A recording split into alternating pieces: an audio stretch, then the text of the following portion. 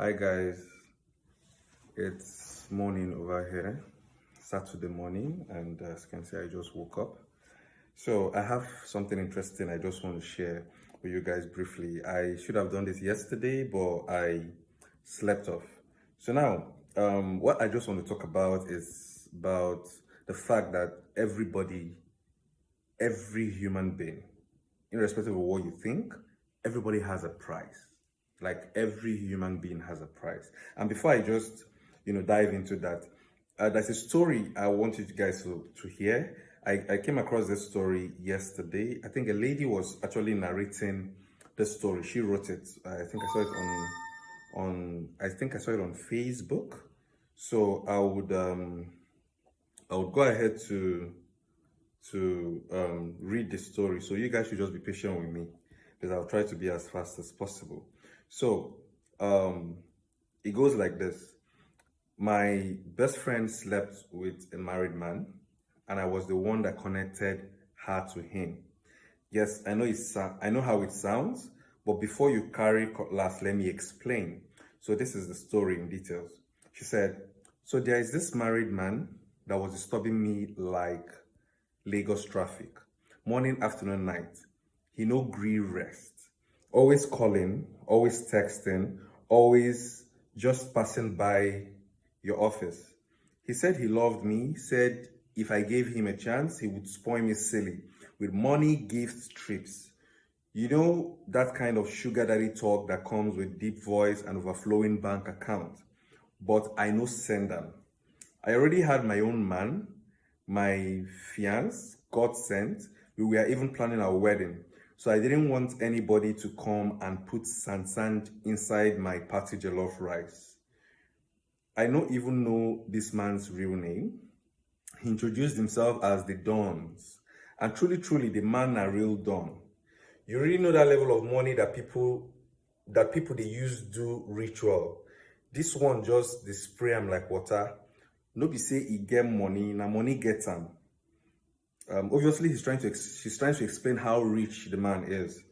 Then one day, the Don showed up at my office for work-related matters.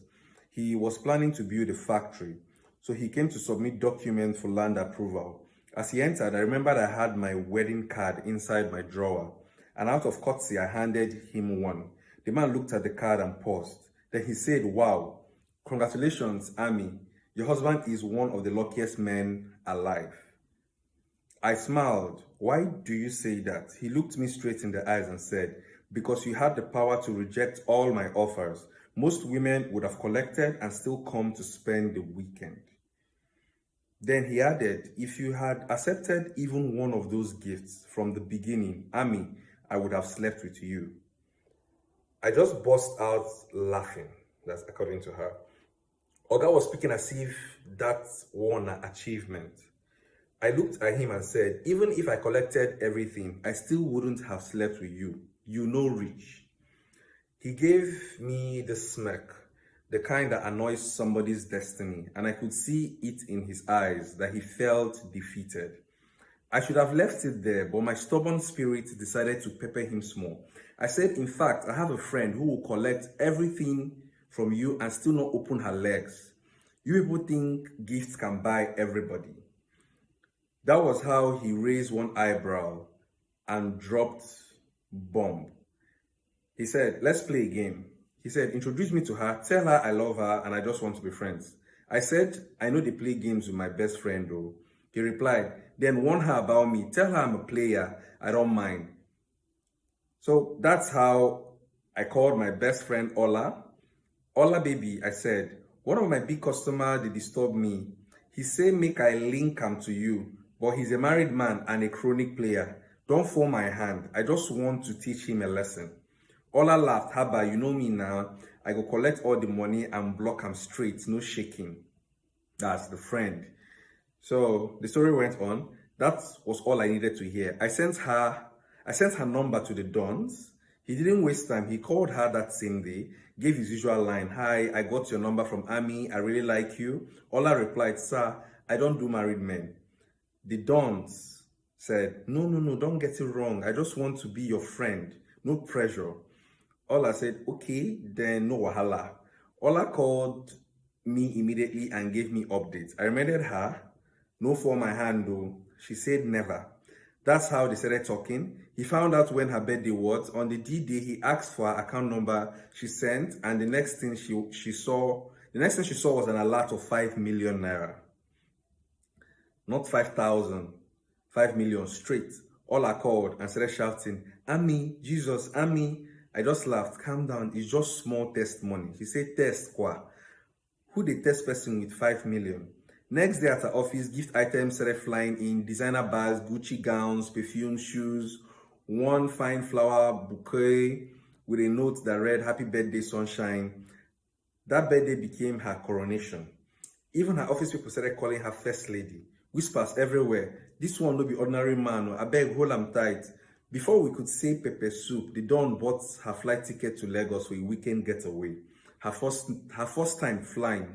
She was sending me videos like village girl that just see plane for the first time. He lodged her in one of the best hotels in Lagos. He didn't touch her. He didn't enter her room. He stayed in another suite. Ola called me and said, Ami, this man is different. Now, it gets more interesting here. When she was coming back to Ibadan, the Don credited her another 5 million naira and gifted her iPhone 15 Pro. I started holding my chest.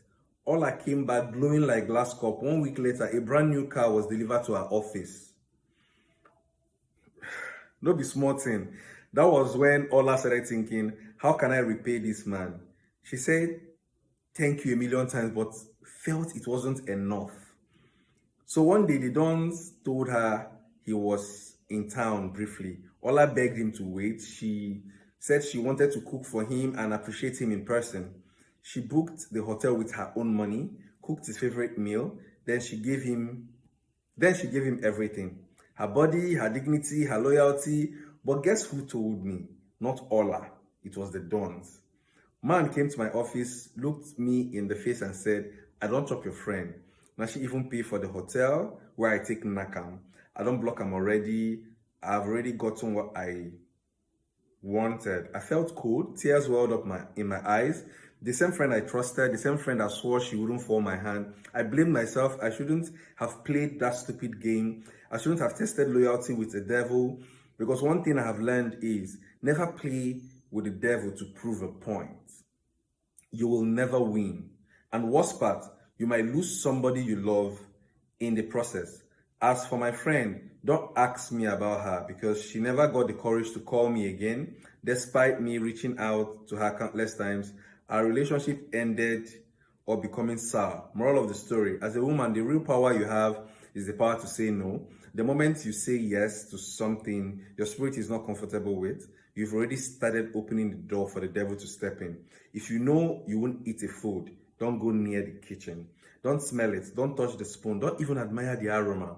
Because temptation doesn't always come with horns. Sometimes it comes with money, flowers, designer bags, and 5 million naira a lot. The power of a woman is in her contentment.